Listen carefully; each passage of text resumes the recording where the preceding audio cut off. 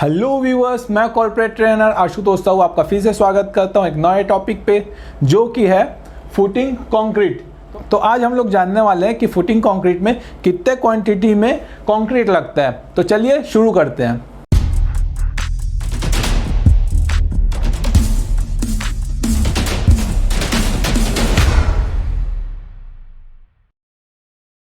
तो जैसे कि आप देख पा रहे हैं यहाँ पे लेआउट प्लान आ गया है। लेआउट प्लान में आप देख पा रहे हैं यहाँ पे F1 और F2 फुटिंग्स हैं। तो इसका हम लोग ट्रेपोजाइडल पार्ट और रेक्टेंगुलर पार्ट सॉल्व करने वाले हैं। तो सबसे पहले मैं ड्राइंग को यहाँ पे जूम कर देता हूँ। यहाँ पे आप देख रहे हैं F1 फुटिंग का जो लेंथ है वो 1800 mm है और इसकी विड्थ की बात करूँ तो वो भी 1800 mm है। D1 जो रेक्टेंगुलर पार्ट का डेप्थ है और D2 ट्रेपोजाइडल पार्ट का डेप्थ है। यहाँ पे D1 250 mm दिया गया है तो D2 150 mm दिया गया है। तो इसको सॉल्व करते हैं। तो यहाँ पे आप देख पा रहे हैं यहाँ पे हम लोग रेक्टेंगुलर पार्ट को सॉल्व करने वाले हैं। तो उसके लिए हम लोग को क्या चाहिए, रेक्टेंगुलर पार्ट को सॉल्व करने के लिए हम लोग को इसका वॉल्यूम निकालना पड़ेगा। रेक्टेंगुलर पार्ट में कितने क्वांटिटी में कंक्रीट लगेगा उसको सॉल्व करने के लिए हमें लेंथ, विड्थ और डेप्थ का इनटू करना पड़ेगा।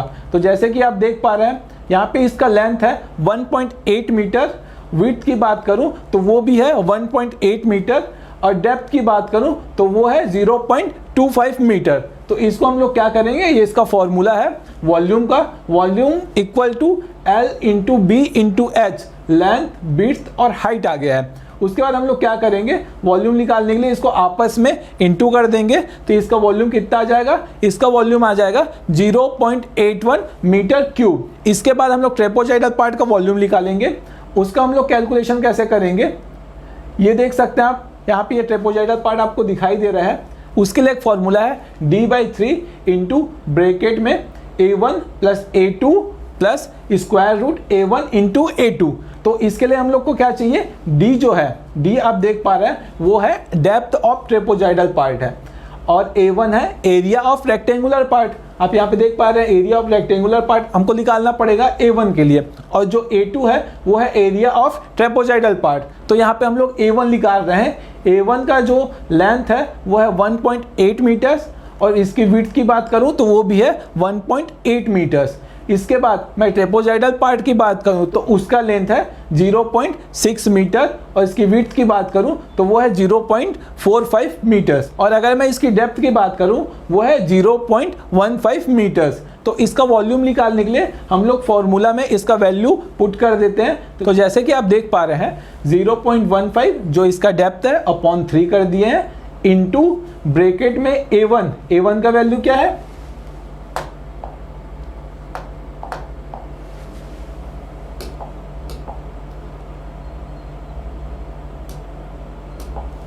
ब्रैकेट में है A1 का वैल्यू क्या है, यहाँ पे आप देख पा रहे हैं A1 का वैल्यू है 3.24। अब A1 का वैल्यू हम लोग निकाले हैं एरिया ऑफ रेक्टेंगुलर पार्ट का लेंथ इंटू विड्थ करके। यहाँ पे लेंथ इसका है 1.8 और विड्थ कितना है, विड्थ भी है इसका 1.8। इसको इंटू किए तो क्या है 3.24 आया है।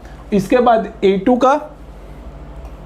A2 का वैल्यू कैसे आ गया, तो उसका वैल्यू आ गया है 0.27। उसके बाद प्लस, तो इसके बाद यहाँ पे स्क्वायर रूट लगा दिया है। स्क्वायर रूट लगाने के बाद A1 का वैल्यू इंटू A2 का वैल्यू, A1 का वैल्यू 3.24 है इंटू A2 का वैल्यू 0.27 है। तो इसको सॉल्व करने पे इसका वॉल्यूम कितना आ जाता है 0.223 मीटर क्यूब आ जाता है। इसके बाद हम लोग क्या करेंगे, जो ट्रेपोजाइडल पार्ट का वॉल्यूम आया है उसको रेक्टेंगुलर पार्ट के वॉल्यूम में ऐड कर देंगे। तो ये पूरे फुटिंग का वॉल्यूम आ जाएगा कि कितने वॉल्यूम में इसमें कंक्रीटिंग होगी। इसके बाद अगर मैं बात करूं इसमें शटरिंग की कैलकुलेशन की, तो उसके लिए हम लोग आगे देखेंगे कि शटरिंग का कैलकुलेशन कैसे होगा। यहाँ पे आप देख पा रहे हैं शटरिंग लगाई गई है। तो शटरिंग के लिए हम लोग क्या करेंगे, लेंथ, ये इसका लेंथ है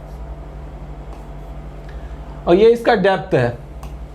तो लेंथ कितना हो गया, लेंथ इसका L इक्वल टू 1.8 मीटर्स और डेप्थ की बात करूं तो डेप्थ क्या था, इसमें सिर्फ रेक्टेंगुलर पार्ट में ही शटरिंग लगती है। तो इसका डेप्थ क्या हो जाएगा 0.25 मीटर हो जाएगा। तो इसको इंटू करने पर 0.45 मीटर स्क्वायर आ गया है वो सिर्फ ये वाले पार्ट का है। तो हम लोग इसमें क्या करेंगे 0.45 इंटू 2 कर देंगे।